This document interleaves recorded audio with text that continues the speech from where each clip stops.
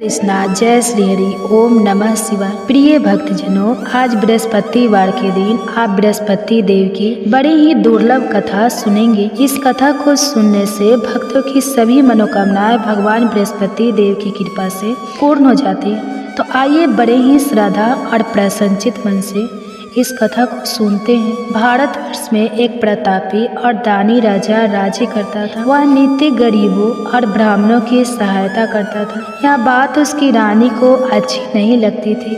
वह ना ही गरीबों को दान देती, ना ही भगवान का पूजन करती थी और राजा को भी दान देने से मना किया करती थी।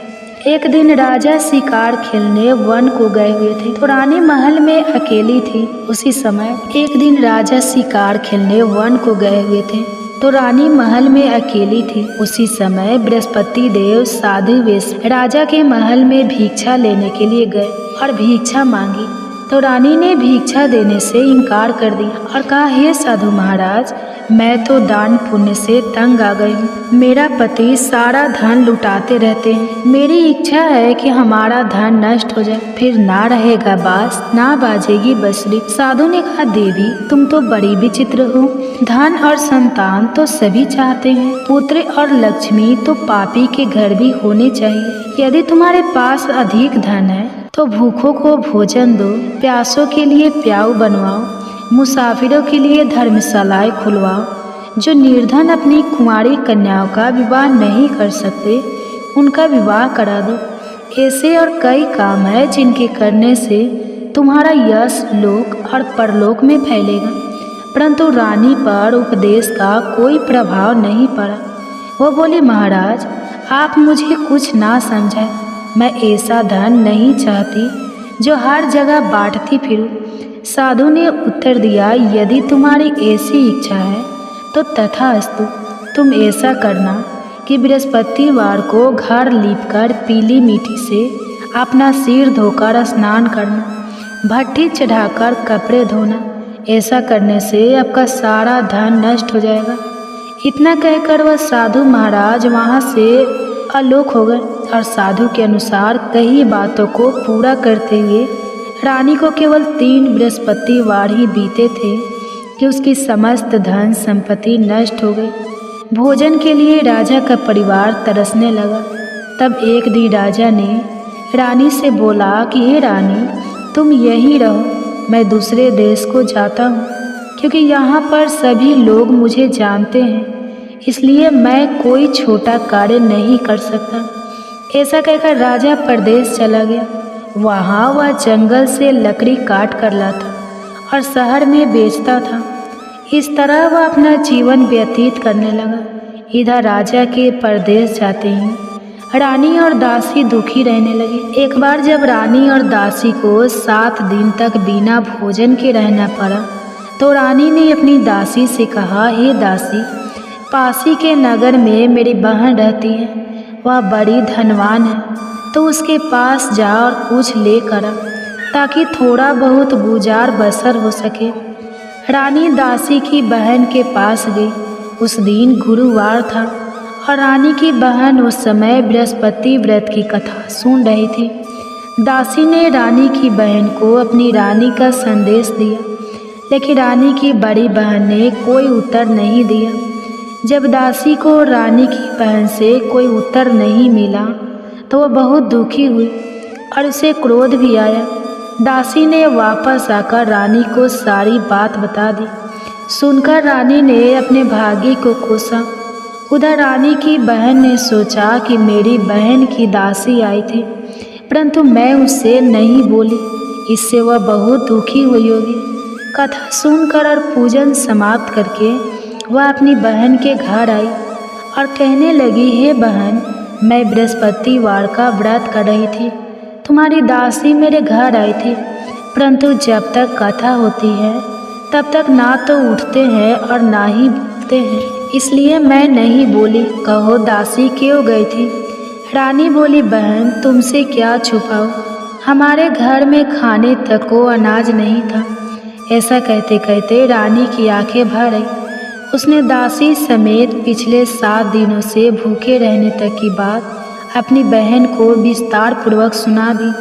रानी की बहन बोली, देखो बहन, भगवान बृहस्पति सबकी मनोकामना को पूर्ण करते हैं। देखो शायद तुम्हारे घर में अनाज रखा हो। पहले तो रानी को विश्वास नहीं हुआ, पर बहन के आग्रह करने पर उसने अपनी दासी को अंदर भेजा तो उसे सचमुच अनाज से भरा एक घड़ा मिल गया। यह देखकर दासी को बड़ी हैरानी हुई। दासी रानी से कहने लगी, हे रानी, जब हमको भोजन नहीं मिलता तो हम व्रत ही तो करते हैं, इसलिए क्यों ना इनसे व्रत और कथा की विधि पूछ ली जाए ताकि हम भी व्रत कर सके। तब रानी ने अपनी बहन से बृहस्पति व्रत के बारे में पूछा। उसकी बहन ने बताया, बृहस्पतिवार के व्रत में चने की दाल और मुनक्का से विष्णु भगवान का केले की जड़ में पूजन करें तथा दीपक जलाए, व्रत कथा सुने और पीला भोजन ही करें। इससे बृहस्पति देव प्रसन्न होते हैं। और व्रत और पूजन विधि बताकर रानी की बहन अपने घर को लौट गई। 7 दिन के बाद जब गुरुवार आया तो रानी और दासी ने व्रत रखा। घुड़साल में जाकर चना और गुड़ लेकर आए, फिर उससे केले की जड़ तथा विष्णु भगवान का पूजन किया। अब पीला भोजन कहाँ से आए, इस बात को लेकर दोनों बहुत दुखी थी, क्योंकि उन्होंने व्रत रखा था, इसलिए बृहस्पति देव उनसे प्रसन्न थे। इसलिए वे एक साधारण व्यक्ति का रूप धारण करके 2 थालों में सुंदर पीला भोजन दासी को दे गए। भोजन पाकर दासी बहुत प्रसन्न हुई और फिर रानी के साथ मिलकर भोजन ग्रहण किया। उसके बाद वे सभी गुरुवार को व्रत और पूजन करने लगे। बृहस्पति भगवान की कृपा से उनके पास फिर से धन संपत्ति आ गई, परंतु रानी फिर से पहले की तरह आलस्य करने लगी। तब दासी बोली, देखो रानी, तुम पहले भी इस प्रकार आलस्य करती थी। तुम्हें धन रखने में कष्ट होता था, इस कारण सभी धन नष्ट हो गया, और अब जब भगवान बृहस्पति की कृपा से धन मिला है तो तुम्हें फिर से आलस्य होता है। रानी को समझाते हुए दासी कहती है कि बड़ी मुसीबतों के बाद हमने यह धन पाया है, इसलिए हमें दान पुण्य करना चाहिए, भूखे मनुष्य को भोजन कराना चाहिए और धन को शुभ कार्यों में खर्च करना चाहिए, जिससे तुम्हारे कुल का यश बढ़ेगा, स्वर्ग की प्राप्ति होगी और प्रीत प्रसन्न होंगे। दासी की बात मानकर रानी अपना धन शुभ कार्यों में खर्च करने लगी, जिससे पूरे नगर में उसका यश फैलने लगा। उधर एक दिन राजा दुखी होकर जंगल में एक पेड़ के नीचे आसन जमाकर बैठ गया। वह अपनी दशा को याद करके व्याकुल होने लगा। बृहस्पतिवार का दिन था। एकाएक उसने देखा कि निर्जल वन में एक साधु प्रकट हुए। वह साधु वेश में स्वयं बृहस्पति देवता थे। लकड़हारे के सामने आकर बोले, हे लकड़हारे, इस सुनसान जंगल में तो इतना चिंता मग्न क्यों बैठा है? लकड़हारे ने दोनों हाथ जोड़कर प्रणाम किया और उत्तर दिया, महात्मा जी, आप सब कुछ जानते हैं, मैं क्या कहूँ? यह कहकर रोने लगा और साधु को अपनी आत्मकथा सुनाई।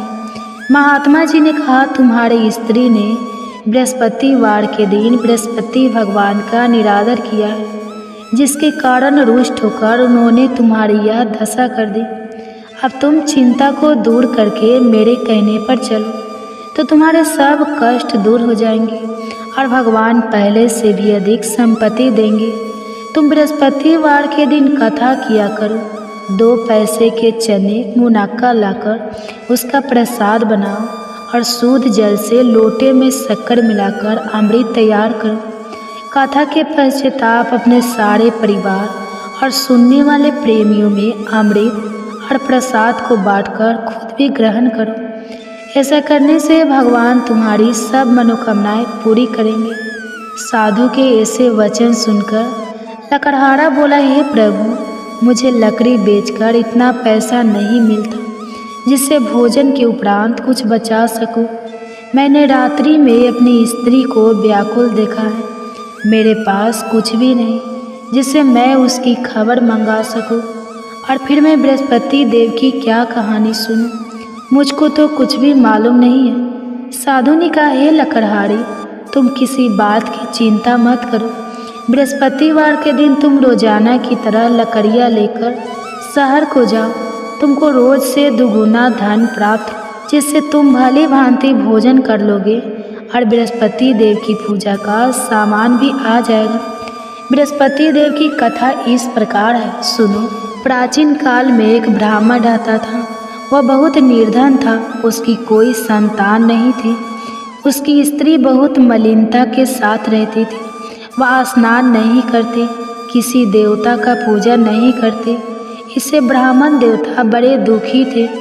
बेचारे बहुत कुछ कहते थे, किंतु उसका कुछ परिणाम नहीं निकला। भगवान की कृपा से ब्राह्मण की स्त्री के कन्या रूपी रत्न पैदा हुआ। कन्या बड़ी होने पर प्रातः स्नान करके विष्णु भगवान का जाप और बृहस्पतिवार का व्रत करने लगी। अपने पूजन पाठ को समाप्त करके विद्यालय जाती तो अपनी मुट्ठी में जौ भर के ले जाती और पाठशाला के मार्ग में डालती जाती। जब ये 100 स्वर्ण के हो जाते तो लौटते समय उनको बीन कर घर ले आती। एक दिन वह बालिका सूप में उस सोने की जौ को फटक कर साफ कर रही थी कि उसके पिता ने देख लिया और कहा, हे बेटी, सोने की जौ के लिए सोने का सूप होना चाहिए। दूसरे दिन बृहस्पतिवार था। इस कन्या ने व्रत रखा और बृहस्पति देव से प्रार्थना करके कहा, मैंने आपकी पूजा सच्चे मन से की है, तो मेरे लिए सोने का सूप दे दो। बृहस्पति देव ने उसकी प्रार्थना स्वीकार कर ली। रोजाना की तरह वह कन्या जौ फैलाती हुई जाने लगी। जब लौटकर जौ बीन रही थी तो बृहस्पति देव की कृपा से सोने का सूप मिला। उसे वह घर ले आई और उसमें जौ साफ करने लगी, परंतु उसकी माँ का वही ढंग रहा। एक दिन की बात है कि वह कन्या सोने के सूप में जौ साफ कर रही थी। उस समय उस शहर का राजपूत वहां से होकर निकला। इस कन्या के रूप और कार्य को देखकर मोहित हो गया और अपने घर आकर भोजन और जल त्याग कर उदास होकर लेट गया। राजा को इस बात का पता लगा तो अपने प्रधानमंत्री के साथ उसके पास गए और बोले, हे बेटा, तुम्हें किस बात का कष्ट है? किसी ने तुम्हारा अपमान किया है अथवा और कोई कारण हो सके तो कहो, मैं वही कार्य करूँगा जिससे तुम्हें प्रसन्नता हो। अपने पिता की राजकुमार ने बातें सुनी तो वह बोला, मुझे आपकी कृपा से किसी बात का दुख नहीं है। किसी ने मेरा अपमान नहीं किया है, परंतु मैं उस लड़की से विवाह करना चाहता हूँ जो सोने के सूप में जौ साफ कर रही थी। यह सुनकर राजा आश्चर्य में पड़ गया और बोला, हे बेटा, इस तरह की कन्या का पता तुम ही लगाओ, मैं उसके साथ तेरा विवाह अवश्य ही करवा दूंगा। राजकुमारी ने उस लड़की के घर का पता बताया। तब मंत्री उस लड़की के घर गए और ब्राह्मण देवता को सभी हाल बताया। ब्राह्मण देवता राजकुमार के साथ अपनी कन्या के विवाह करने के लिए तैयार हो गए तथा विधि विधान के अनुसार ब्राह्मण की कन्या का विवाह राजकुमार के साथ हो गया। कन्या के घर से जाते ही पहले की भांति उस ब्राह्मण देवता के घर में गरीबी का निवास हो गया। अब भोजन के लिए भी अन्न बड़ी मुश्किल से मिलता था। एक दिन दुखी होकर ब्राह्मण देवता अपनी पुत्री के पास गए। बेटी ने पिता की दुखी अवस्था को देखा और अपनी माँ का हाल पूछा। तब ब्राह्मण ने भी सभी हाल कहा।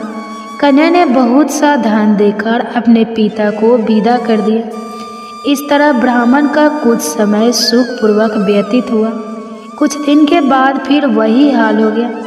ब्राह्मण फिर अपनी कन्या के यहाँ गया और सारा हाल कहा तो लड़की बोली, हे पिताजी, आप माताजी को यहाँ ले आओ, मैं उन्हें विधि बता दूंगी जिससे उनकी गरीबी दूर हो जाए। वह ब्राह्मण देवता अपनी स्त्री को साथ लेकर पहुँचे तो अपनी माँ को समझाने लगे कि हे माँ, तुम प्रातःकाल प्रथम स्नान आदि करके विष्णु भगवान का पूजन करो तो सब दरिद्रता दूर हो जाएगी। परंतु उसकी माँ ने एक भी बात नहीं मानी और प्रातःकाल उठकर अपनी पुत्री के बच्चों की जूठन को खा लिया। इससे उसकी पुत्री को भी बहुत गुस्सा आया। उसने एक रात को एक कोठरी में से सारा सामान निकाल दिया और अपनी माँ को उसमें बंद कर दिया। प्रातः उसमें से उसे निकाला तो स्नान आदि करा के पूजा पाठ करवाया तो उसकी माँ की बुद्धि ठीक हो गई। इसके बाद वह नियम से पूजा पाठ करती और प्रत्येक बृहस्पतिवार को व्रत रखने लगी। इस व्रत के प्रभाव से उसके माता और पिता बहुत ही धनवान और पुत्रवान हो गए और बृहस्पति देवता के प्रभाव से इस लोक के सुख को भोगकर अंत में स्वर्ग को प्राप्त। इस तरह कहानी कहकर साधु देवता वहाँ से अंतर्ध्यान हो गए। धीरे धीरे समय व्यतीत होने पर फिर वही बृहस्पतिवार का दिन आया। लकड़हारा जंगल से लकड़ी काटकर किसी शहर में बेचने गया। उसे उस दिन और दिन से अधिक पैसा मिला। राजा ने चना गुड़ आदि लाकर गुरुवार का व्रत किया। उस दिन से उसके सभी क्लेश दूर हो गए। परंतु जब दोबारा गुरुवार का दिन आया तो बृहस्पतिवार का व्रत करना भूल गया। इस कारण बृहस्पति भगवान नाराज हो गए। उस दिन उस नगर के राजा ने विशाल यज्ञ का आयोजन किया था तथा शहर में यह घोषणा करा दी कि कोई भी मनुष्य अपने घर में भोजन ना बनवाए, न आग जलाए। समस्त जनता मेरे यहाँ भोजन करने आए। इस आज्ञा को जो ना मानेगा उसे फांसी की सजा दी जाएगी। इस तरह की घोषणा संपूर्ण नगर में करवा देगी। राजा की आज्ञा के अनुसार शहर के सभी लोग भोजन करने गए, लेकिन लकड़हारा कुछ देर से पहुंचा, इसलिए राजा उसको अपने साथ घर ले गए और ले जाकर भोजन करा रहे थे तो रानी की दृष्टि उस खूंटी पर पड़ी जिस पर उसका हार लटका हुआ था। वह वहाँ पर दिखाई नहीं दिया। रानी ने निश्चय किया कि मेरा हार इस मनुष्य ने चुरा लिया है। उसी समय सिपाहियों को बुलाकर उसको कारागार में डलवा दिया। जब लकड़हारा कारागार में पड़ गया और बहुत दुखी होकर विचार करने लगा कि ना जाने कौन से पूर्व जन्म के कर्म से मुझे यह दुख प्राप्त हुआ है, और उसी साधु को याद करने लगा जो कि जंगल में मिला था। उसी समय तत्काल बृहस्पति देव साधु के रूप में प्रकट हुए और उसकी दशा को देखकर कहने लगे, अरे मूर्ख, तूने बृहस्पति देव की कथा नहीं करी, इस कारण तुझे दुख प्राप्त हुआ है। अब चिंता मत कर। बृहस्पतिवार के दिन कारागार के दरवाजे पर 4 पैसे पड़े मिलेंगे, उनसे तू बृहस्पति देव की पूजा करना, तेरे सभी कष्ट दूर हो जाएंगे। बृहस्पतिवार के दिन उसे 4 पैसे मिले। लकड़हारे ने कथा कही। उसी रात्रि को बृहस्पति देव ने उस नगर के राजा को स्वप्न में कहा, हे राजा, तुमने जिस आदमी को कारागार में बंद कर दिया है वह निर्दोष है, वह राजा है, उसे छोड़ देना। रानी का हार उसी खूंटी पर लटका है। अगर तू ऐसा नहीं करेगा तो मैं तेरे राज्य को नष्ट कर दूंगा।